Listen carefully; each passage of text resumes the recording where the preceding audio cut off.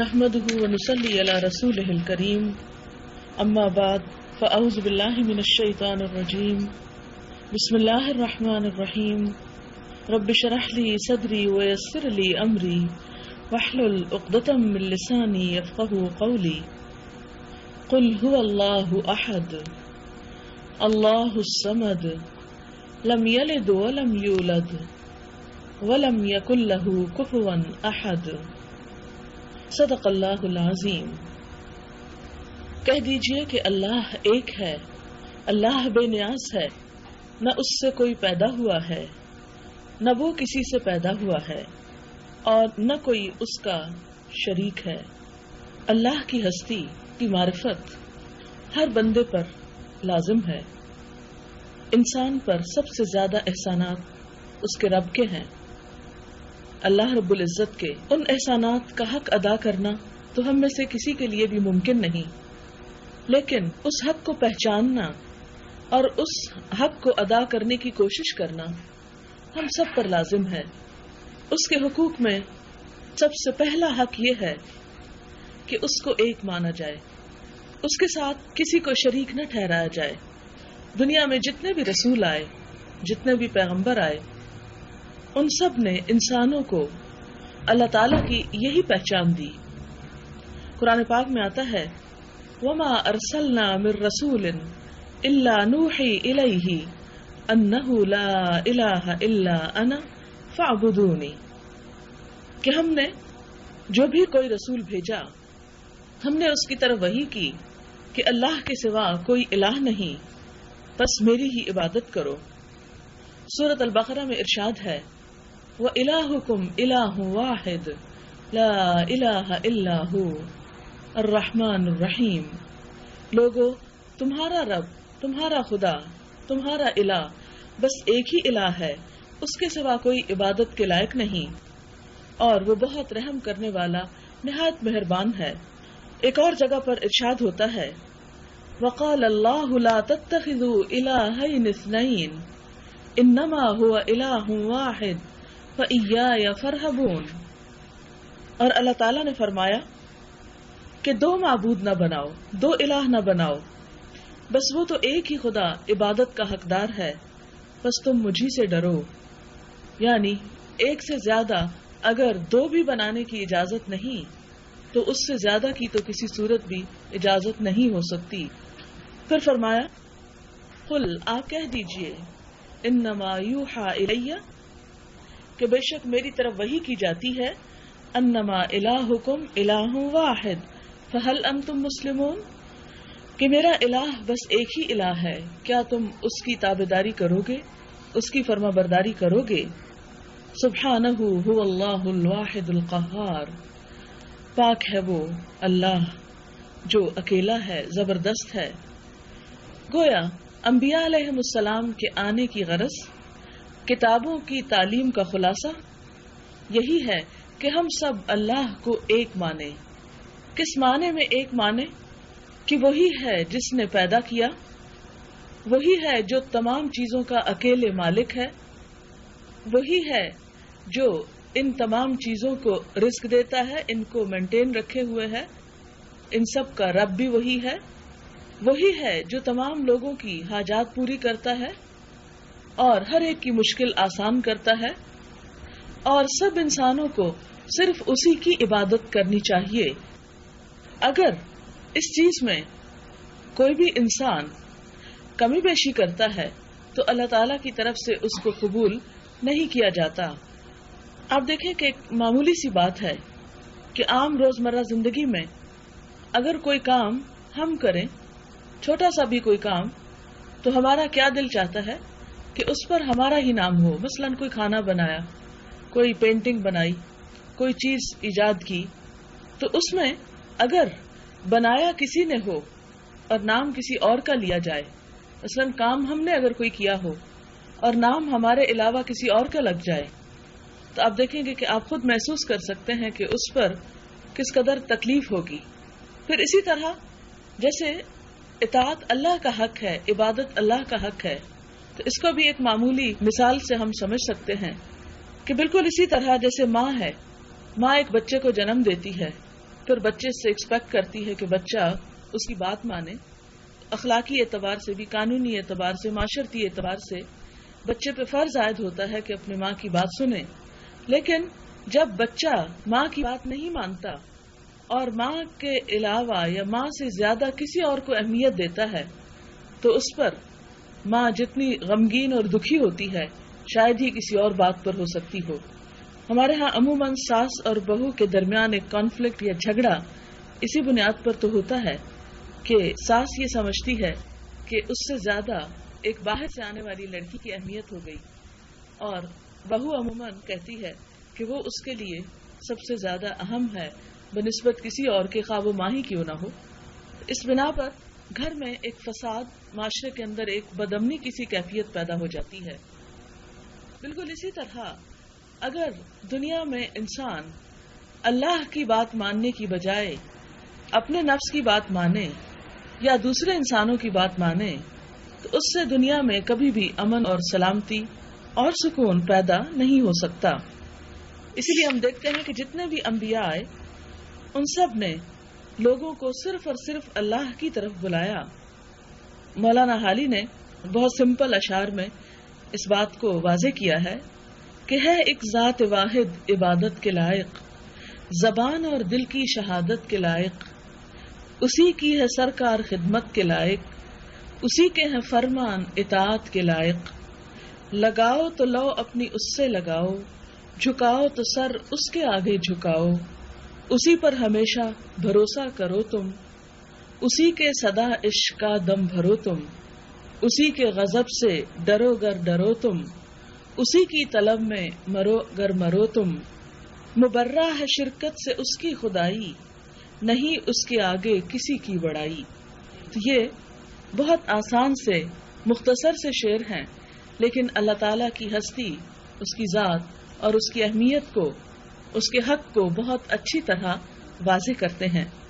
توحید دنیا میں انسان کے لیے امن اور سکون کا باعث ہے، آخرت میں انسان کے لیے نجات کا سبب ہے، اور شرک یعنی اللہ کی ذات اور اس کی عبادت میں، اس کے حکم میں کسی اور کو شریک ٹھہرانا اللہ تعالیٰ کو سخت ناپسند ہے. اور یہ وہ گناہ ہے جس کے بارے میں فرمایا کہ اس گناہ کی معافی نہ ہوگی، کہ ان اللہ یغفر الذنوب جمیعا، اللہ تمام گناہوں کو معاف کر دیتا ہے لیکن اللہ شرک کو معاف نہیں کرے گا. اور شرک کے بارے میں قرآن پاک میں آتا ہے کہ ان الشرک لظلم عظیم، شرک جو ہے وہ بہت بڑا ظلم ہے. ظلم عربی زبان میں کہتے ہیں کسی چیز کو اس کی اصل جگہ سے ہٹا کر کہیں اور رکھ دینا، کسی بھی چیز کو اس کا حق نہ دینا.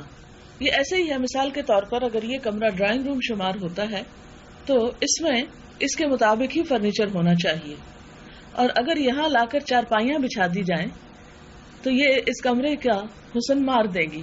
حالانکہ چارپائی ایک ایسی ضرورت ہے جس کے بغیر گھر نہیں کہلاتا، ہر گھر کی ضرورت ہے، یعنی بیڈ جسے آپ کہہ سکتے ہیں.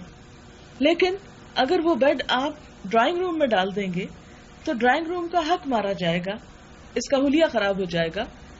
اسی طرح عبادت اللہ کا حق ہے کہ ہمارا سر اس کے آگے جھکے، ہم دعائیں اسی سے مانگیں، محبت اسی سے کریں، ڈر اسی کا ہو. جب انسان اس کے علاوہ اپنے یہ جذبات دوسروں سے وابستہ کر لیتا ہے تو ایسے موقع پر اللہ تعالی سخت ناراض ہوتے ہیں اور اسے اپنے حق میں حق تلفی شمار کرتے ہیں. اس لیے ہم سب کو یہ معلوم ہونا چاہیے کہ اللہ تعالیٰ کا حق کیا ہے، اور وہ کیا ہے کہ اس کو الہ مانا جائے اور اس کے ساتھ کسی کو شریک نہ کیا جائے. یہی کلمہ لا الہ الا اللہ کا اصل مقصود ہے. ایک بندہ مسلم اور کافر میں یہی ایک کلمہ فرق کرتا ہے کہ مسلمان دنیا کا وہ واحد انسان ہے کہ جو صرف اور صرف توحید پر اپنا ایمان اور یقین رکھتا ہے، اللہ کے ساتھ کسی کو شریک نہیں کرتا. لیکن افسوس کے ساتھ کہنا پڑتا ہے کہ بعض اوقات ہم جان کر نہیں، انجانے میں بے سمجھے بعض ایسے کانسیپٹ ڈیولپ کر لیتے ہیں، بعض ایسی سوچیں رکھتے ہیں، بعض ایسے جملے بولتے ہیں کہ جس کے اندر کسی نہ کسی طرح شرک کی کچھ ملاوٹ ہو جاتی ہے. جیسے کہ نبی صلی اللہ علیہ وسلم نے فرمایا تھا کہ میری امت میں شرک اس طرح داخل ہو جائے گا جس طرح سیاہ رات میں سیاہ پتھر پر سیاہ چونٹی چلتی ہے تو کسی کو پتا نہیں چلتا کہ یہاں کوئی چونٹی چل رہی ہے. اندھیرے میں اگر کوئی چیز چل رہی ہو تو انسان اس کو پہچان نہیں سکتا. اسی طرح جب دین سے لا علمی ہوتی ہے، جہالت کا اندھیرا ہوتا ہے، تو ایسے میں بھی انسان یہ نہیں پہچان پاتا کہ کہیں شرک ہو رہا ہے. پھر آپ دیکھیں کہ چونکہ شرک ایسا گناہ ہے کہ جس کی موجودگی میں کوئی عبادت فائدہ نہیں دیتی، کوئی دوسری چیز انسان کو اللہ کے قریب نہیں کر سکتی. یہ بالکل ایسے ہی ہے کہ جیسے ایک انسان اگر بہت اچھی غذا کھائے لیکن ساتھ ہی تھوڑا سا سینکھیا بھی کھا لے تو اچھی غذا ساری کی ساری بیکار ہو جائے گی اگر زہر ساتھ کھا لیا یا جراثیم بھری کوئی چیز کھا لی. بالکل اسی طرح ایک طرف اگر انسان نماز پڑھتا ہے، روزہ رکھتا ہے، ذکر اذکار کرتا ہے، لیکن ساتھ ہی کچھ ایسی سوچیں رکھتا ہے، کچھ ایسے کام کرتا ہے کہ جس میں شرک ہے، تو اس میں یہ نیکیاں شرک جو ہے ان کو ضائع کر دیتا ہے. لہذا ہم دیکھتے ہیں کہ شرک کی حقیقت کیا ہے، شرک کی قسمیں کیا ہیں، کہاں کہاں شرک ہوتا ہے، کہ ہم اپنی زندگی کا جائزہ لے کر اس شرک کو باہر نکال دیں اور ہماری تمام تر توجہ اللہ رب العزت کی طرف ہو جائے. تو اس میں شرک کی 4 قسمیں میں بیان کروں گی.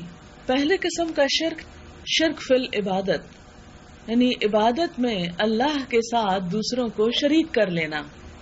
سورۃ الکہف کی آخری آیت میں آتا ہے وَمَنْ كَانَ يَرْجُو لِقَاءَ رَبِّهِ فَلْيَعْمَلْ عَمَلًا صَالِحًا وَلَا يُشْرِكْ بِعِبَادَةِ رَبِّهِ أَحَدًا، کہ جو شخص اللہ سے ملنے کی امید رکھتا ہو اسے چاہیے کہ نیک کام کرے اور اپنے رب کی عبادت میں کسی کو بھی شریک نہ ٹھہرائے.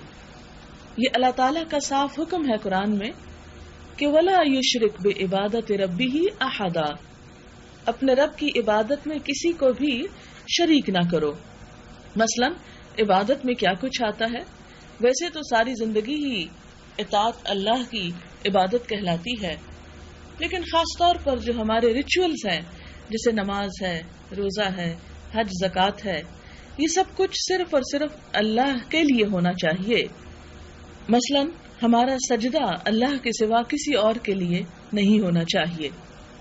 لیکن افسوس کے ساتھ کہنا پڑتا ہے کہ بعض اوقات ہمارے ہی مسلمان بھائی بعض قبروں کے آگے سجدہ کرتے ہیں، جس کا میری اپنی آنکھوں نے مشاہدہ کیا. بعض اوقات قبروں کے گرد طواف کرتے ہیں، بعض اوقات ان سے دعائیں مانگتے ہیں اور صاف الفاظ میں اللہ کے علاوہ دوسروں کو پکارتے ہیں. مثلا آپ دیکھیں کہ کتنا عام ہے یہ جملہ ہمارے ہاں، یا علی. چلو اتنا ہوتا تو کوئی سوچتا کہ یہ شاید ویسے ہی ایک عادتاً جملہ بولا، لیکن ساتھ لگاتے ہیں مدد، یا علی مدد. اور واضح عقیدہ یہ رکھتے ہیں کہ ہماری مشکلات میں حضرت علی رضی اللہ تعالیٰ عنہ مدد فرماتے ہیں غائبانہ طور پر. اب دیکھیں کہ ایک مدد طلب کرنا ہوتا ہے کسی انسان سے، جیسے مثال کے طور پر اگر میں یہ ٹیپ ریکارڈر اٹھا نہ سکوں تو میں آپ سے کہوں کہ ذرا آئیے میری مدد کیجیے، یہ شرک نہیں کہلاتا. یہ مدد اسباب کے ساتھ ہے، یعنی آپ کو اللہ نے ہمت طاقت دی ہے، آپ چل کے میرے پاس آ جاتی ہیں اور ہم مل کر اس کو اٹھا لیتے ہیں، یہ شرک نہیں ہے. لیکن ایک ایسا انسان جو یہاں موجود نہ ہو، اس کے بارے میں یہ سمجھنا کہ اس کی اتنی طاقت ہے کہ وہ روحانی طور پر میری ایسی مدد کرے گا کہ میں اکیلے ہی اس کام کو کرنے کے قابل ہو جاؤں، تو یہ چیز شرک میں شمار ہو جاتی ہے. کیونکہ ہماری دعا بھی صرف اسی سے ہونی چاہیے، یعنی ہمارا سجدہ، ہمارا مال خرچ کرنا، صدقہ خیرات، جیسے جانور وغیرہ ذبح کرنا.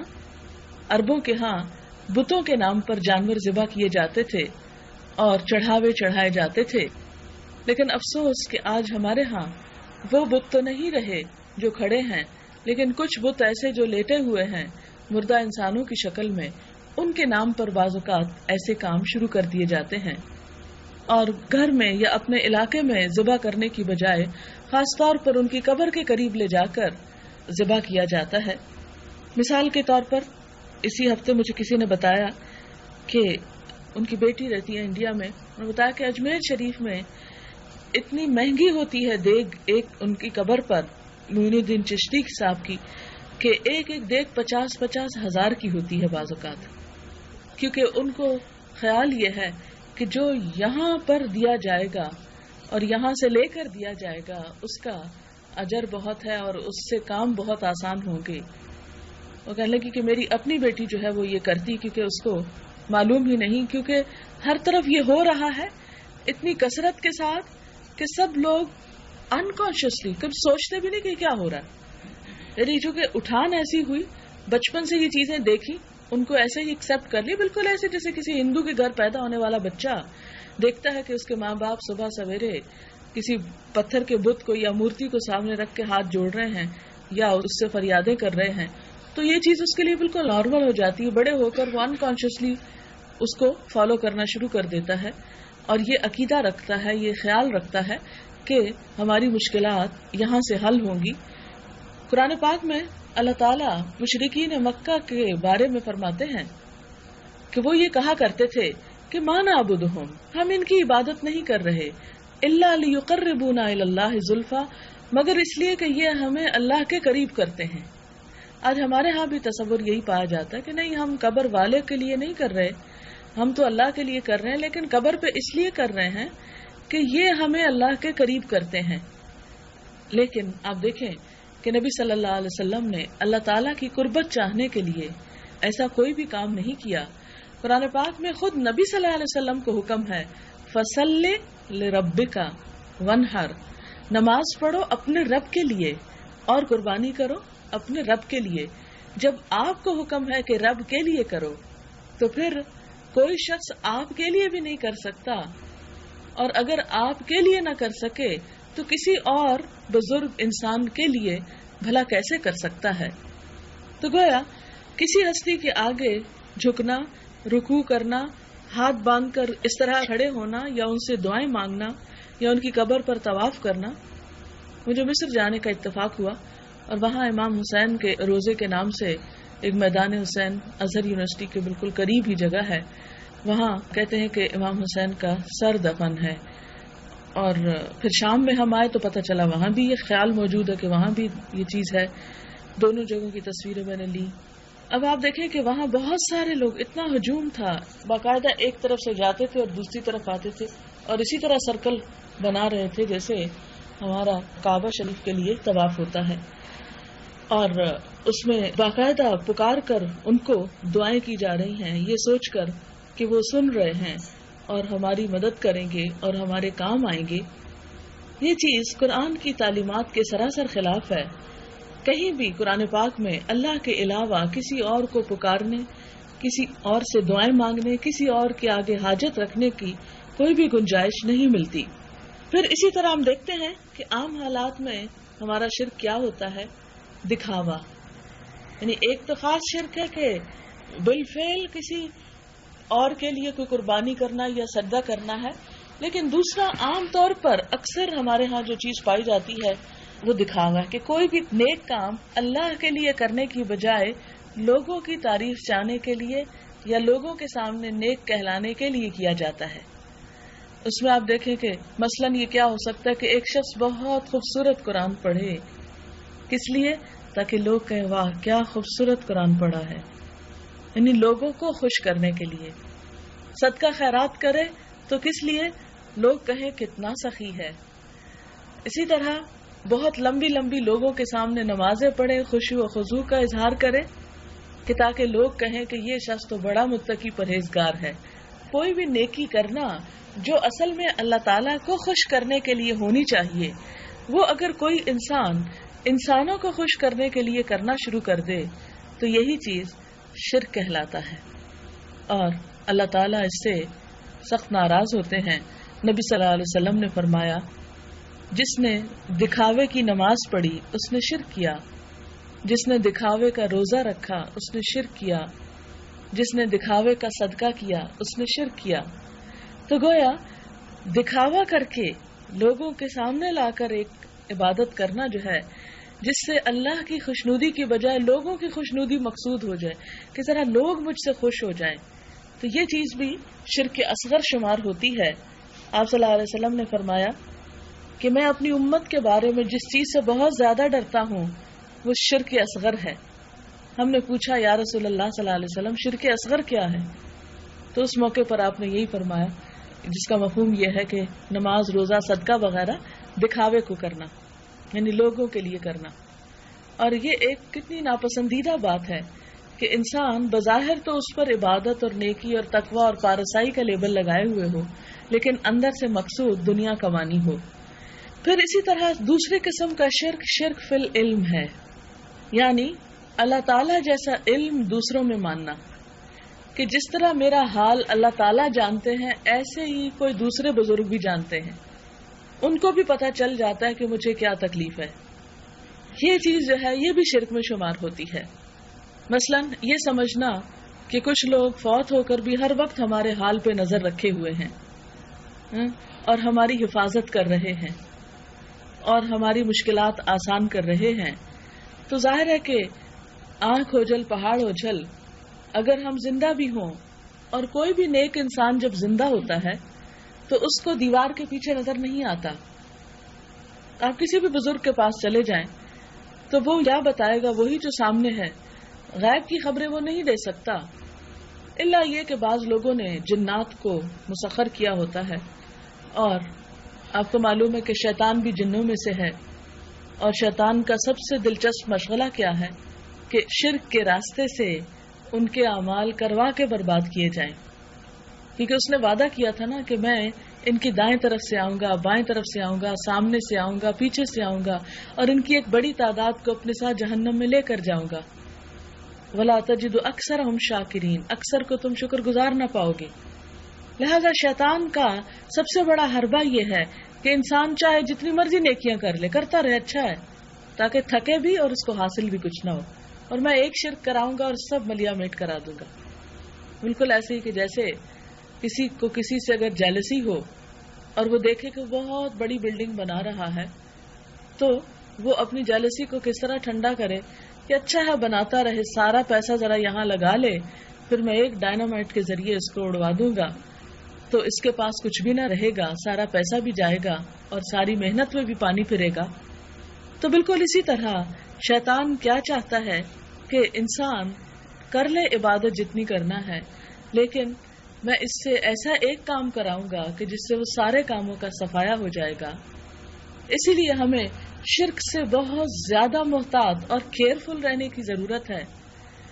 اور دوسرے نمبر کا شرک جس میں علم میں شرک ہے کہ اللہ جیسا علم کسی اور کے پاس بھی ہے اور وہ بن دیکھے ہمارے حال کو معلوم کر لیتا ہے، یا اسے ہمارے دل کی بھی خبر ہو جاتی ہے، یا وہ ہماری تکلیف کو جان کر وہ کہیں سے بھی ہماری مدد کو پہنچ جاتا ہے، یا وہ ہر وقت ہمارے پاس آس پاس رہتا ہے، یا دور ہوتے ہوئے بھی اس کو ہماری خبر پہنچتی رہتی ہے۔ تو کسی بھی نبی کے بارے میں، کسی بھی شہید کے بارے میں، کسی بھی ولی کے بارے میں یہ سوچنا کہ وہ ہمارے بارے میں ہر چیز جانتا ہے، تو یہ شرک کی ایک قسم ہو جاتی ہے۔ اسی طرح شرک فی التصرف ہوتا ہے، یعنی مخلوق میں سے کسی کا اللہ تعالی کی طرح تصرف تسلیم کرنا، مخلوق میں اپنے ارادے سے تصرف کرنا اور اپنا حکم جاری کرنا، اپنی مرضی سے مارنا، زندہ کرنا، آرام و تکلیف دینا، تندرست اور بیمار کرنا، مرادیں پوری کرنا، مشکل کے وقت کام آنا، اولاد دینا، ہوا چلانا، بارش برسانا، یہ سب باتیں اللہ تعالیٰ کے لیے خاص ہے۔ کوئی انسان خواہ وہ کتنا بھی نیک کیوں نہ ہو، نہ کسی کو اولاد دے سکتا ہے، نہ کسی کو رزق دے سکتا ہے، اور نہ ہی کوئی اور کسی کی حاجت پوری کر سکتا ہے۔ اگر کوئی انسان اللہ کے علاوہ کسی اور کو حاجت روا سمجھتا ہے، مشکل کشا سمجھتا ہے، اولاد یا مال دینے والا سمجھتا ہے کہ اس کا بھی حکم چلتا ہے اور اس کی وجہ سے ہمیں چیزیں مل جاتی ہیں، تو یہ بھی شرک میں شمار ہوتا ہے۔ اور اسے شرک فی التصرف کہتے ہیں کہ موت اور زندگی کا مالک، نفع و نقصان کا مالک، اولاد کا مالک، اللہ کے علاوہ کسی اور کو سمجھنا. آپ نے دیکھا ہوگا کہ ہمارے ہاں بعض نام ایسے رکھے جاتے ہیں جس سے شرک جھلکتا ہے. مثلاً پنجابی میں ایک نام رکھتے ہیں پیرا دیتا. اس کا مطلب کیا ہے کہ فلاں پیر صاحب نے عنایت کیا ہے، گویا ان کی دین ہے. تو یہ ایسے نام بھی جو ہیں ان سے بھی شرک کی بو آتی ہے، اور یہ بھی اللہ تعالیٰ کو ناپسند ہے، کیونکہ اگر اللہ نہ دینا چاہے کسی کو تو کوئی انسان دے نہیں سکتا. پھر اسی طرح شرک کی ایک اور قسم ہے عادتاً شرک، عادت میں شرک کا آ جانا، یعنی عادت کے طور پر جو کام اللہ تعالیٰ کے لیے کرنے چاہیے وہ غیر اللہ کے لیے کیے جائیں. جیسے قسم کھانا، اللہ کے نام کے علاوہ دوسروں کی قسم کھانا یہ گناہ ہے اور اس سے منع کیا گیا ہے.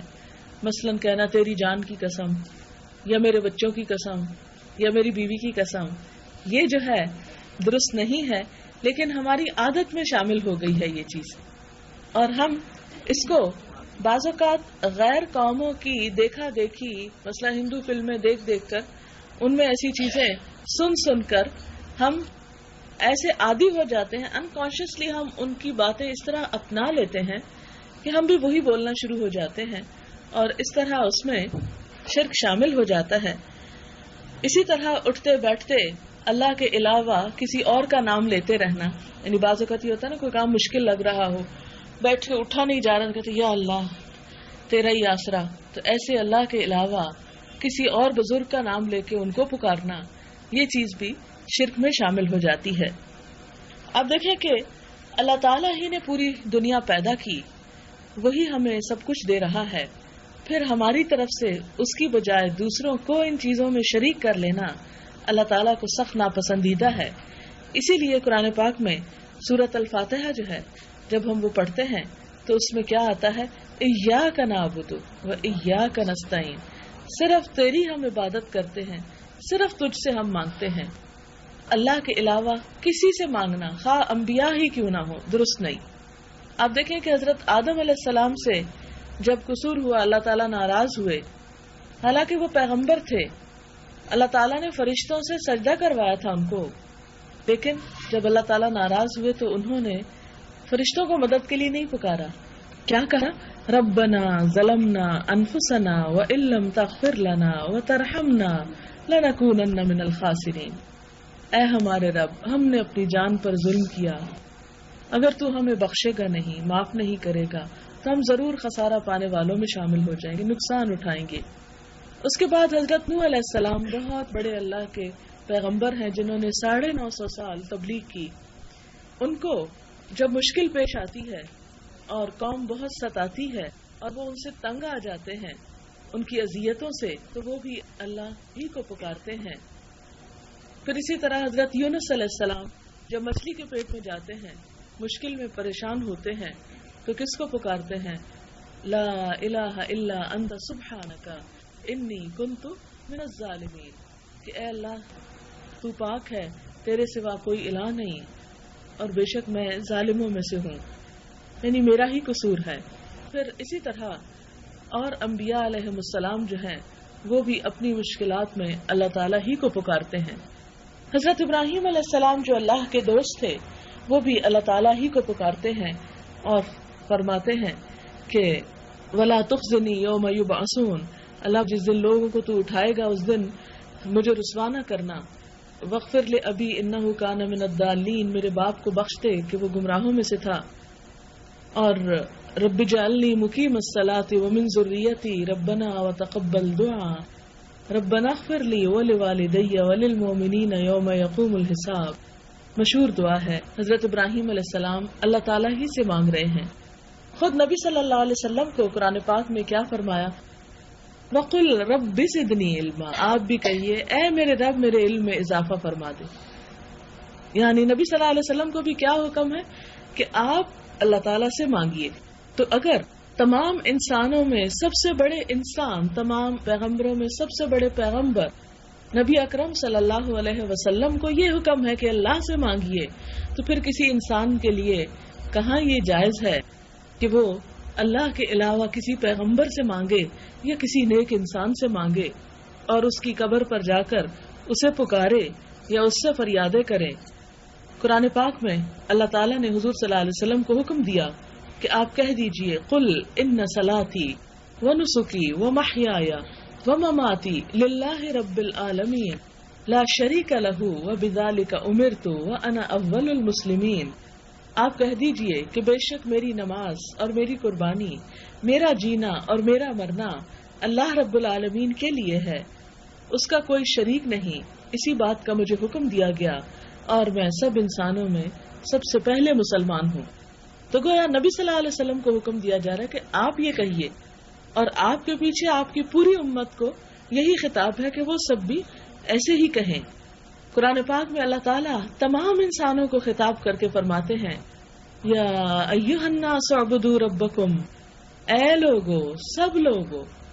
صرف مسلمانوں کو نہیں کہا جا رہا، اس میں ہندو بھی شامل ہے، سکھ بھی شامل ہے، تمام دنیا کے لوگ شامل ہیں. یا ایھا الناس اعبدوا ربکم، اے لوگو اپنے رب کی عبادت کرو. کیوں؟ اس لیے کہ الذی خلقکم، اسی نے تو تم کو پیدا کیا ہے، والذین من قبلکم، اور ان لوگوں کو بھی جو تم سے پہلے گزرے ہیں، لعلکم تتقون، تاکہ تم بچ سکو، یعنی برے کاموں سے بچ سکو، برے انجام سے بچ سکو. پھر عام طور پر ہم دیکھتے ہیں کہ بعض اوقات ہم چھوٹی چھوٹی باتوں میں اللہ کے ساتھ دوسروں کا بھی نام لے لیتے ہیں. مثلا ایک شخص نے دریافت کیا کہ یا رسول اللہ صلی اللہ علیہ وسلم، کون سا گناہ اللہ کے نزدیک سب سے بڑا ہے؟ آپ نے فرمایا کہ اس کے ساتھ جس نے تم کو پیدا کیا شریک ٹھہرانا سب سے بڑا گناہ ہے. ان تدعو للہ ندا وہو خلقک. تو یہ کیسے ہوتا ہے؟ ایک شخص آپ صلی اللہ علیہ وسلم کے پاس آیا اور کہنے لگا جو اللہ چاہے اور جو آپ چاہیں. آپ نے فرمایا نہیں، اجعلتنی للہ ندا، کیا تم نے مجھے اللہ کا شریک بنا دیا؟ بس یوں کہو کہ جو اللہ چاہے، یہ نہ کہو اللہ بھی چاہے اور جو آپ بھی چاہیں. مجھے اللہ کے ساتھ شریک نہ کرو، کیونکہ قرآن پاک میں بھی آتا ہے نا کہ وما تشاؤون الا ان یشاء اللہ، تمہارے چاہنے سے کچھ نہیں ہوتا مگر یہ کہ اللہ چاہے. جب تک کوئی چیز اللہ تعالیٰ نہ چاہے اس وقت تک بندے کے چاہنے سے فرق نہیں پڑتا، چاہے کوئی کتنا ہی بڑا بندہ ہے. ایک اور حدیث میں ہے کہ آپ صلی اللہ علیہ وسلم نے حضرت معاذ سے فرمایا، معاذ کیا تم یہ جانتے ہو کہ اللہ تعالیٰ کا حق بندوں پر کیا ہے اور بندوں کا حق اللہ تعالیٰ پر کیا ہے؟ میں نے عرض کیا اللہ اور اس کے رسول ہی زیادہ جانتے ہیں. آپ نے فرمایا اللہ کا حق بندوں پر یہ ہے کہ اسی کی عبادت کریں، اس کو ایک جانیں اور اس کے ساتھ کسی کو شریک نہ قرار دیں، اور بندوں کا حق اللہ پر یہ ہے کہ اللہ ایسے بندوں کو سزا نہ دے کہ جو اپنا سب کچھ اللہ کو سمجھتے ہیں. کیونکہ قرآن پاک میں آتا ہے والذین آمنوا اشد حبا للہ، وہ لوگ جو ایمان لائے اللہ کی محبت میں سب سے زیادہ شدید ہوتے ہیں. اسی طرح جیسا کہ پہلے میں نے عرض کیا کہ شرک چونکہ چیوٹی کی چال سے بھی زیادہ آستگی سے انسان کے اندر شامل ہو جاتا ہے، اس لیے بہت کانشیس ہونے کی، کیئرفل ہونے کی ضرورت ہے. مثلاً آپ دیکھیں کہ ہم عادتاً یہ کہہ دیتے ہیں اگر آج کتا نہ ہوتا تو ہماری تو چوری ہو جاتی. تو اب ہم نے بول کے کیا کر دیا کہ کتے کو اس قابل سمجھا کہ اس نے ہم کو بچایا. اللہ کے کتے بیچارے کی کیا مجال. لیکن عادتاً ہم ایسے جملے بول جاتے ہیں اگر فلاں ڈاکٹر نہ ہوتا میں تو مر ہی جاتی. تو یہ زندگی اور موت اللہ کے ہاتھ میں ہے. تو یوں کہنا چاہیے کہ اللہ تعالیٰ نے فلاں کے ذریعے مجھے فائدہ پہنچایا، لیکن ہول سول اسی ڈاکٹر کو ہی لائف سیور سمجھنا یا کسی اور چیز کو اپنی نجات کا اور مصیبت سے بچنے کا ذریعہ سمجھنا اور اللہ کی ذات کو بھول جانا، یہ بات درست نہیں. حدیث قدسی ہے، اللہ تعالیٰ نے فرمایا میں تمام شریکوں سے بے پرواہ ہوں، جس نے کوئی ایسا کام کیا کہ اس کام میں میرے ساتھ دوسروں کو شریک کیا تو میں اس کو بھی چھوڑتا ہوں اور اس کے شریک کو بھی چھوڑتا ہوں اور میں اس سے بیزار ہوں. یعنی میرے ساتھ اگر کوئی کسی اور کو پکارتا ہے تو میں اس سارے عمل سے ہی بیزار ہوں. پھر آپ دیکھیں کہ ہم جتنی بھی دعائیں مانگتے ہیں وہ سب کیا ہیں؟ قرآن کی دعائیں. ربنا ڈائریکٹ اللہ تعالیٰ کو پکارا ہوا ہے. حدیث میں کیا آتا ہے کہ نبی صلی اللہ علیہ وسلم بھی جو دعائیں مانگتے تھے وہ اللہم اے اللہ کہہ کے پکارا کرتے تھے، دعائیں مانگا کرتے تھے. نبی صلی اللہ علیہ وسلم نے فرمایا اللہ تعالیٰ نے حضرت یحییٰ علیہ السلام کو 5 باتوں کا حکم دیا کہ خود ان پر عمل کرو اور بنی اسرائیل کو بھی ان پر عمل کا حکم دو. قریب تھا کہ وہ اس میں ڈھیل کر جائیں تو حضرت عیسیٰ علیہ السلام نے ان کو یاد دلایا کہ آپ کو پروردگار عالم کا حکم تھا کہ ان 5 باتوں پہ خود بھی کاربند ہو اور دوسروں کو بھی حکم دیں، بس یا تو آپ کہہ دیجئے یا میں پہنچا دوں۔ حضرت یحییٰ علیہ السلام نے فرمایا مجھے ڈر ہے کہ اگر آپ آگے نکل گئے تو اللہ تعالیٰ کہیں مجھے عذاب نہ دے یا زمین میں دھنسا نہ دیا جاؤں۔ پس یحییٰ علیہ السلام نے بنی اسرائیل کو بیت المقدس میں جمع کیا۔ جب مسجد پر ہو گئی تو ایک اونچی جگہ پر بیٹھ گئے، اللہ کی حمد و ثنا بیان کر کے کہا اللہ تعالیٰ نے مجھے 5 باتوں کا حکم دیا ہے کہ خود بھی عمل کروں اور تم سے بھی کرواؤں۔ ایک یہ ہے کہ اللہ کی عبادت کروں، اس کے ساتھ کسی کو شریک نہ ٹھہراؤں۔ اس کی مثال ایسی ہے جیسے کوئی شخص خاص اپنے مال سے کسی غلام کو خریدے، غلام کام کاج کرے اور جو کچھ پائے اسے کسی اور کو دے دے۔ یعنی آپ مثلاً ایک دکان بنائیں، اس میں کسی کو کھڑا کریں اور جس شخص کو آپ کھڑا کریں وہ سارا بزنس کر کے جو آمدنی آئے وہ آپ کو دینے کی بجائے کسی اور کو جا کے دے دے۔ تو بالکل اسی طرح اللہ تعالیٰ نے ہمیں ہر چیز دی دنیا میں، اور ہم کیا کریں کہ عبادت کسی اور کی شروع کر دیں، کسی اور کو اللہ سے بڑھ کر چاہنے لگیں یا کسی اور کے نام پر اپنی عبادت کرنے لگیں کسی اور کی خوشی کے لیے۔ پھر اسی طرح فرمایا کہ کیا تم میں سے کوئی اس بات کو پسند کرتا ہے کہ اس کا غلام ایسا ہو؟ ٹھیک اسی طرح تمہارا پیدا کرنے والا، تمہیں روزی دینے والا، تمہارا حقیقی مالک اللہ وحدہ لا شریک ہے، بس تم اسی کی عبادت کرو، اس کے ساتھ کسی کو شریک نہ کرو۔ دوسرا حکم یہ ہے کہ اس نے تمہیں حکم دیا ہے کہ تم نماز پڑھو اور نماز میں ادھر ادھر منہ نہ پھیرو۔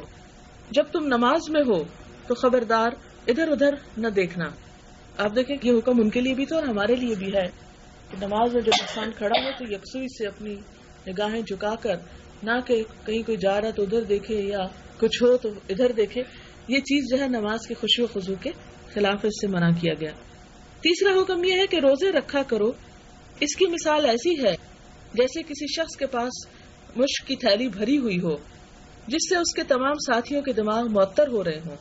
یاد رکھو روزے دار کے منہ کی خوشبو مشک کی خوشبو سے بھی زیادہ اللہ کو پسندیدہ ہے۔ چوتھا حکم یہ کہ صدقہ دیتے رہا کرو۔ اس کی مثال ایسی ہے جیسے کسی شخص کو دشمنوں نے قید کر لیا اور گردن کے ساتھ ہاتھ اس کے باندھ دیے اور گردن مارنے کے لیے چلے تو کہنے لگا کہ مجھ سے فدیہ لے لو اور مجھے چھوڑ دو۔ چنانچہ جو کچھ تھا کم زیادہ دے دلا کر اس نے اپنی جان چھڑا لی۔ اسی طرح یعنی ہر انسان بندھا ہوا ہے تو صدقہ دے کر وہ اپنی نجات کا سامان کرتا ہے۔ پھر انہوں نے کہا 5واں حکم ہے کہ بکثرت اس کو یاد کرو، یعنی اللہ کا ذکر بہت زیادہ کیا کرو۔ خدا کے ذکر کرنے والے کی مثال اس شخص کی طرح ہے جس کے پیچھے تیزی سے دشمن دوڑتا آتا ہے مگر وہ ایک مضبوط قلعے میں گھس جاتا ہے۔ یعنی ذکر کی اتنی فضیلت ہے کہ جیسے انسان کے پیچھے کوئی بلا دوڑ رہی ہو، کوئی مصیبت آ رہی ہو، اور ذکر اس کے لیے کیا ہے جیسے ایک قلعہ ہو کہ انسان اس سے بچ کے اس قلعے کے اندر چلا جائے اور وہاں دشمن سے امان پا لیتا ہے۔ اسی طرح اللہ کے ذکر کے وقت شیطان سے بچا ہوتا ہے۔ یہ فرما کر نبی صلی اللہ علیہ وسلم نے فرمایا کہ اب میں بھی تمہیں 5 باتوں کا حکم کرتا ہوں جس کا حکم مجھے جناب باری نے دیا ہے۔ مسلمانوں کی جماعت کو لازم پکڑے رہنا اور اس کے رسول اور مسلمان حاکم وقت کے احکام سننا، ہجرت کرنا، جہاد کرنا۔ جو شخص جماعت سے ایک بالشت بھر نکل جائے گا وہ اسلام کے پٹے کو گلے سے اتار پھینکے گا، اور ہاں یہ اور بات ہے کہ وہ پھر اسلام کی طرف رجوع کر کے جماعت میں یعنی اسلام کی جماعت میں شامل ہو جائے۔ جو شخص جاہلیت کی پکارے وہ جہنم کا کوڑا کرکٹ ہے۔ لوگوں نے کہا اگرچہ نماز پڑھتا ہو، روزے رکھتا ہو، اپنے آپ کو مسلمان سمجھتا ہو، یعنی جاہلیت کی پکار کیا ہے کہ عصبیت کا مظاہرہ کرنا۔ فرمایا مسلمانوں کو ان کے نام کے ساتھ پکارو جو اللہ تعالیٰ نے رکھے ہیں، کیا مسلمین، مؤمنین، عباد اللہ، نہ کہ رنگ اور نسل کی وجہ سے۔ یہ جاہلیت کی پکار ہے کہ لوگوں کو مختلف قومیتوں میں بانٹ کر اس کے ذریعے ان کو پکارنا۔ جیسے ہمارے ہاں قومیت، لسانیت کے کتنے جھگڑے، کتنی جانیں گئی ہیں اس پر کہ کون اردو سپیکنگ ہے اور کون پشتو سپیکنگ ہے اور کون کس گروہ سے تعلق رکھتا ہے۔ اللہ کے رسول صلی اللہ علیہ وسلم نے 1400 سال پہلے یہ نفرتوں کی دیواریں ہٹا دی تھی، مٹا دی تھی، اور ان کو دوبارہ کھڑا کرنا جو ہے یہ جاہلیت کے کاموں میں سے ایک کام ہے۔ پھر اسی طرح یہ ہے کہ اللہ کے علاوہ اور چیزیں جیسے سورج یا چاند کی عبادت کرنا یا آگ کی پوجا کرنا جیسے کچھ قوموں کے اندر ہے، اس سے بھی منع کیا گیا ہے. لہذا ہم سب کے لیے یہ بات لازم ہے کہ ہم اپنی زندگیوں کا جائزہ لے کر جو بھی ہم عبادت کریں اس میں اللہ کو خالص کر لیں، خواہ وہ نماز ہو، خواہ قربانی ہو، خواہ صدقہ خیرات ہو، خواہ ذکر ہو، ہر چیز میں اللہ کی یاد سب سے بڑھ کر ہو اور ہر کام اللہ کے لیے خالص ہو جائے. اسی سے اللہ کی رضا حاصل کی جا سکتی ہے اور کوئی بھی انسان اللہ کے سوا کسی دوسرے کو کسی چیز کا مالک نہ سمجھے. قرآن پاک میں نبی صلی اللہ علیہ وسلم سے کہا گیا کہ آپ کہہ دیجئے کہ میں کسی بھی چیز کے نفع نقصان کا مالک نہیں ہوں، جیسے کہ قرآن پاک میں آتا ہے سورۃ الانعام میں قُل لَا أَقُولُ لَكُمْ عِنْدِي خَزَائِنُ اللَّهِ وَلَا أَعْلَمُ الْغَيْبَ وَلَا أَقُولُ لَكُمْ إِنِّي مَلَكٌ کہ آپ کہہ دیجئے کہ میں نہیں کہتا کہ میرے پاس اللہ کے خزانے ہیں، نہ میں علم غیب رکھتا ہوں اور نہ میں یہ کہتا ہوں کہ میں کوئی فرشتہ ہوں. یعنی نبی صلی اللہ علیہ وسلم جن کی ہستی تمام انسانوں سے بڑھ کر ہے، اگر ان کے بارے میں یہ حکم ہے کہ وہ خود کسی چیز کے مالک نہیں، سب کا مالک اللہ ہی ہے، تو پھر کسی اور انسان کے پاس کسی چیز کی ملکیت کیسے ہو سکتی کہ کوئی کسی کی مشکل آسان کرے یا رزق دے یا دکھوں میں کام آئے.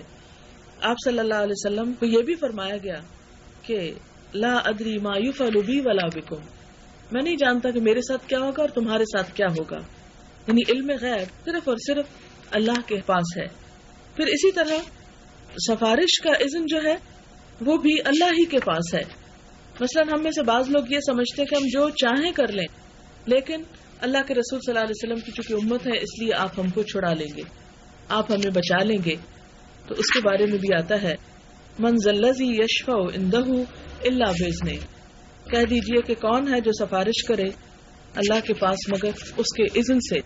یہ آیت الکرسی میں ہم ہر روز پڑھتے ہیں. لہذا اس کا معنی بھی معلوم ہونا چاہیے کہ کبھی بھی کوئی ایسی ہستی نہیں جس کا زور اللہ پہ چلتا ہو یا اللہ تعالیٰ سے زبردستی کوئی کام کروا سکتا ہو. اور قرآن پاک اور سنت رسول صلی اللہ علیہ وسلم میں جگہ جگہ شرک کی مذمت کی گئی ہے اور ہمیں بھی دل سے شرک سے نفرت کرنی چاہیے، کیونکہ ان الشرک لظلم عظیم، شرک بہت بڑا ظلم ہے. اور ان اللہ لا یغفر ان یشرک بہ ویغفر ما دون ذلک لمن یشاء، اللہ تعالیٰ شرک کا گناہ نہیں معاف کرے گا اور اس کے علاوہ جس کو چاہے گا معاف کر دے گا. سورۃ مائدہ میں آتا ہے انہ من یشرک باللہ فقد حرم اللہ علیہ الجنہ، کہ جس نے اللہ کے ساتھ کسی کو شریک ٹھہرایا اللہ نے اس پہ جنت حرام کر دی. کتنی سخت بات ہے. ومأواہ النار، اور اس کا ٹھکانہ آگ ہے. وما للظالمین من انصار، اور ظالموں کا کوئی مددگار نہیں. حضرت معاذ رضی اللہ تعالیٰ عنہ کو حضور صلی اللہ علیہ وسلم نے نصیحت فرمائی تھی کہ لا تشرک باللہ وان قتلت او حرقت، اللہ کے ساتھ کسی کو شریک نہ کرنا، خواہ تم قتل ہی کر دیے جاؤ یا جلا ڈالے جاؤ. کہ دنیا کی تکلیف جو ہے وہ کہیں آسان ہے بنسبت آخرت کی تکلیف کے. یہی وجہ کہ حضرت بلال کے بارے میں آپ نے پڑھا ہوگا کہ جب ان سے کہا جاتا تھا کہ اللہ کے ساتھ کسی کو شریک کرو تو وہ نہیں مانتے تھے اور ان کو سخت سزائیں دی. ان کو گرم ریت پر لٹا کے گھسیٹا گیا. ایک اور صحابی کو آگ پہ لٹا کے ان کے جسم کی چربی سے گولے بجھ گئے. اسی طرح حضرت سمیہ جو تھی، ابو جہل نے ان کو اتنا پریشان کیا کہ تم ہمارے بتوں کو برا نہ کہو اور ان کو بھی مان لو، اللہ کو مانتی ہو مانتی رہو لیکن ان کو بھی مان لو. تو اس پر وہ جب نہ مانی تو انہیں برچھا مار کر شہید کر دیا گیا. تو آپ دیکھیں کہ اگر اس کی اجازت ہوتی تو پھر بھی کسی نہ کسی طرح کچھ نہ کچھ گنجائش نکل ہی آتی. لیکن اس کا جس شدت کے ساتھ انکار کیا گیا اور قلع کما کیا گیا وہ آپ سب کے سامنے ہے. اور اللہ تعالیٰ کے نزدیک تمام گناہوں میں سب سے بڑا گناہ شرک کا ہے. اس لیے نہ تو اللہ کی ذات میں، نہ اس کی صفات میں، نہ اس کے حقوق میں، نہ اس کے اختیارات میں، اس کے علم میں کسی اور کو شریک نہیں کرنا چاہیے. اللہ تعالیٰ ہمیں عمل کی توفیق عطا فرمائے. وآخر دعوانا ان الحمد للہ رب العالمین. دعائیں کرتے ہیں، کہتے ہیں اللہ اپنے نبی کے صدقے. جی ہاں، بعض اوقات اس طرح بھی دعا کرتے ہیں تو اس میں یہ ہے کہ نبی صلی اللہ علیہ وسلم نے خود ایسا کوئی طریقہ ہمیں نہیں سکھایا. قرآن کی دعاؤں میں بھی اور کہیں اور بھی کوئی ایسی چیز ہمیں نہیں ملتی. لہٰذا اللہ تعالیٰ قرآن پاک میں فرماتے ہیں وقال ربکم ادعونی، تمہارا رب یہ کہتا ہے کہ مجھ کو پکارو، استجب لکم، میں جواب دوں گا. اور وَإِذَا سَأَلَكَ عِبَادِي أَنِّي، جب میرے بندے آپ سے میرے بارے میں سوال کرتے ہیں، فَإِنِّي قریب، تو میں بہت قریب ہوں، اجیب دعوت الداع اذا دعانی، میں جواب دیتا ہوں پکارنے والے کی پکار کا جب بھی مجھے پکارتا ہے. عموماً ہم یہ سمجھتے ہیں کہ شاید ہماری پکار سنی نہیں جائے گی جب تک ہم بیچ میں کسی اور کا نام نہ لائیں، تو یہ بھی ایک خود سے ہم نے یہ چیز عام کر لی. بچوں کو بتایا جا رہا ہے کہ اگر زیادہ دعا قبول کروانی ہے تو نبی کے صدقے مانگے جائیں. جی ہاں، یہ بہت چیزیں ہمارے ہاں عام ہو رہی ہیں، جبکہ قرآن پاک اگر آپ پڑھیں اور نبی صلی اللہ علیہ وسلم کی دعائیں دیکھیں تو ان میں ایک دفعہ بھی ایسی چیز نہیں ہے. اور ایک اور بات، روزہ مبارک بھی سب جیسے کہتے ہیں نبی وہاں پہ مطلب حضور پاک حاضر ہیں تو یا رسول اللہ کرتے مطلب کرتے ہیں. اگر ان کو درود شریف پڑھ کے دعا کر رہے ہیں تو اور بات ہے، لیکن اگر ان سے کچھ مانگ رہے ہیں یا یہ سمجھ رہے ہیں کہ آپ ہماری کوئی بات آگے پہنچائیں گے تو یہ بات درست نہیں ہے. وہ تو ٹھیک ہے، نبی صلی اللہ علیہ وسلم، جی نبی صلی اللہ علیہ وسلم کی طرف سے یا والدین کی طرف سے یا بچوں کی طرف سے، بیوی کی طرف سے یہ قربانی کی جا سکتی، اس سے فرق نہیں. اس میں ان کو خوش کرنا مقصود اس طرح نہیں ہوتا کہ کوئی رشوت کے طور پر. جو اصل چیز ہے وہ کیا ہے کہ اللہ تعالیٰ ہی کو خوش کرنا مقصود ہے. اس میں مراد یہ تھا کہ اس کا ثواب ان کو پہنچ جائے، یعنی ثواب کا تحفہ تو پہنچایا جا سکتا ہے لیکن ان کی خوشی کے لیے نہیں کرنا چاہیے. مثلا اگر کوئی شخص نماز پڑھے اور کہے میری اماں خوش ہو جائے، تو یہ جذبہ جو ہے نماز پڑھنے کا یہ درست نہیں ہے. نماز پڑھتے دیکھتی اماں تو اماں خوش ہو جاتی، وہ تو خود ہی ہو جاتی، لیکن بچے کو یہ نہیں سکھانا چاہیے کہ تم میری خاطر یہ کر لو. اس کو بھی یہ سکھانا چاہیے کہ اللہ کے لیے کرو. لیکن چھوٹا سا فرق ہوتا ہے لیکن اس میں کنفیوژن آ جاتی. اس میں آپ دیکھیں کہ کیونکہ ایک دفعہ ایک شخص آیا، یعنی نبی صلی اللہ علیہ وسلم کے پاس جب وہ شخص آیا اور اس نے کہا کہ جو اللہ چاہے اور جو آپ چاہیں، تو آپ نے فرمایا کہ اللہ کے ساتھ مجھے مت شریک ٹھہراؤ. ایک اور جگہ پر آتا ہے کہ ایک شخص نے آ کر کہا کہ میں جہاد کرنا چاہتا ہوں اور میری مرضی یہ ہے کہ اللہ تعالیٰ بھی خوش ہو اور بندے بھی خوش ہوں. تو آپ نے فرمایا کہ اللہ تعالیٰ تو صرف وہی عمل قبول کرتا ہے جو اس کی خوشی کے لیے کیا جائے. اس میں بھی فرق ہے. مثلا آپ اپنے آپ کو سجاتی بناتی کہ میرا شوہر دیکھے تو خوش ہو، تو یہ اور چیز ہے، یہ کوئی عبادت کے لیے نہیں ہے، یہ اور خوشی ہے. یا آپ کچھ اچھی چیز پکا کے رکھتی کہ بچے خوش ہو کر کھائیں، تو یہ شرک نہیں ہے. لیکن اگر کوئی عبادت کا کام اس لیے ہو رہا ہے، آپ ذکر کر رہی ہیں کہ میرا شوہر دیکھے کہ بڑی ذکر کرتی ہے تو خوش ہو، تو یہ بات درست نہیں ہے. جیسے کہ دیوار کے پیچھے کہ آپ نے کہا کہ بات نہیں بتا سکتا، لیکن کوئی کرائسٹ کے زمانے میں اللہ تعالیٰ کی ہی حکم سے وہ کرتے تھے، تو بتا رہے تھے کیا کھا کے آئے ہیں اور جی کیا ہے، اور جان تو اللہ ہی تعالیٰ دیتا اور دلاتا ہے. صحیح. وہ خدا کے حکم سے. جی ہاں، وہ حضرت عیسیٰ علیہ السلام کا ایک معجزہ تھا جو انہی کے لیے خاص تھا. عیسیٰ علیہ السلام کے علاوہ دوسروں کو اس طرح وہ معجزات نہیں دیے گئے. اور وہاں بھی بار بار کیا آتا ہے، بِإِذْنِ اللہ، اللہ کے اذن سے. یعنی وہ حضرت عیسیٰ علیہ السلام کا اپنا ذاتی کمال نہیں تھا، یہ مراد ہے. لیکن اللہ کے حکم سے انہوں نے یہ وہ ایک ایکسپشنل کیس ہے. اس طرح تمام انبیاء نے غیب کی خبریں دی ہیں، مگر وہ وہی دی ہیں جو اللہ تعالیٰ نے ان کو دی ہیں وحی کے ذریعے. یہ تو معجزہ ہے، ولیوں کے لیے کہتے ہیں کرامت. جی ہاں، ولیوں کے لیے کرامت ہوتی ہے، لیکن وہ بھی ان کے اپنے بس کی بات نہیں ہوتی. وہ ایک انعام کے طور پر ہوتا ہے کہ ایک شخص جب اللہ کی بہت عبادت کرتا ہے تو بعض اوقات اللہ تعالیٰ اس کے ذریعے کوئی ایسے کام کرا دیتے ہیں جو عام لوگ نہیں کر سکتے. تو اس میں بھی اصل قوت اللہ تعالیٰ ہی کی سمجھنی چاہیے، کسی انسان کی نہیں.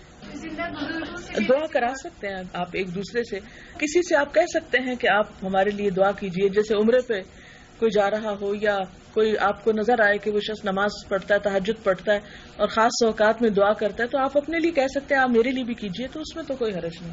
جیسے پانی وغیرہ میں دم کر کے دیتے شفا کے لیے، اس سے کوئی حرج نہیں. مولویوں سے کوئی لوگ کروا کے. اس سے بعض اوقات یہ ہوتا ہے کہ عوام کو اتنی آیات وغیرہ خود نہیں آتی ہوتی، کیونکہ ہماری اکثریت ایسی ہے کہ جو قرآن کو صحیح طور پر پڑھ ہی نہیں سکتی.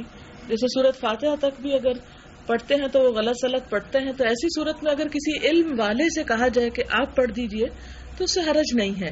لیکن بہتر یہ ہوتا ہے کہ انسان ایسی چیزیں خود پڑھے، کیونکہ اللہ تعالیٰ سب کی سنتے ہیں. اور عموماً یہ ہوا کہ جب ہم نے یہ کام مخصوص لوگوں کے لیے رکھ دیے کہ صرف دعا فلاں ہی کرے، جیسے کوئی فوت ہو جاتا ہے تو ہم خود نہیں کرتے، کہتے ہیں مولوی صاحب کو لائیں وہ دعا کرے. تو اس چیز کو صرف ان کے لیے خاص نہیں کر دینا چاہیے.